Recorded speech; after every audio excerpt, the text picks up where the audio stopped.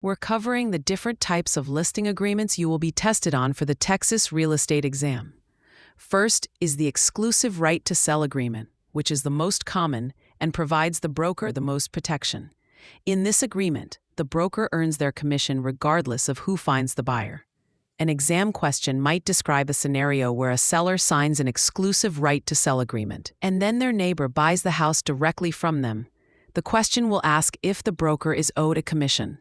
The answer is yes, because the agreement guarantees payment no matter who procures the buyer. Next is the exclusive agency listing. The key difference here, and a major point of confusion on the exam, is that the seller reserves the right to find their own buyer and not pay a commission. If the broker or any other agent finds the buyer, the broker gets paid. But if the seller finds the buyer on their own, no commission is owed.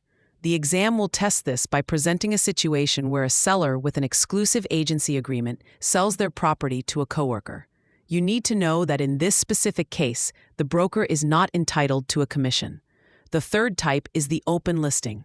This is a non-exclusive agreement, meaning the seller can hire multiple brokers to find a buyer. The broker who is the procuring cause of the sale is the only one who earns a commission.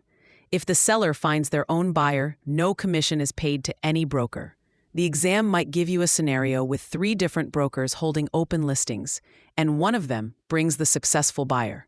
The question will be, who gets paid? And the answer is only the broker who was the procuring cause.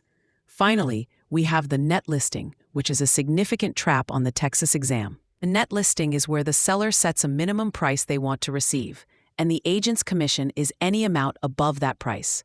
While technically not illegal in Texas, TREC rules make them very difficult to use properly.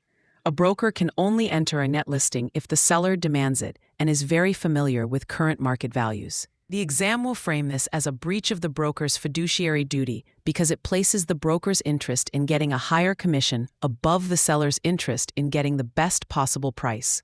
For exam purposes, if you see a net listing scenario, it's almost always the wrong answer or an example of improper conduct. A helpful mnemonic to remember the difference between the 2 exclusive types is exclusive right to sell gets the agent paid regardless, while exclusive agency allows the owner to sell and get away without paying. For free practice questions, AI-powered explanations, and more exam prep tools, visit openexamprep.com. That's openexamprep, all one word, .com.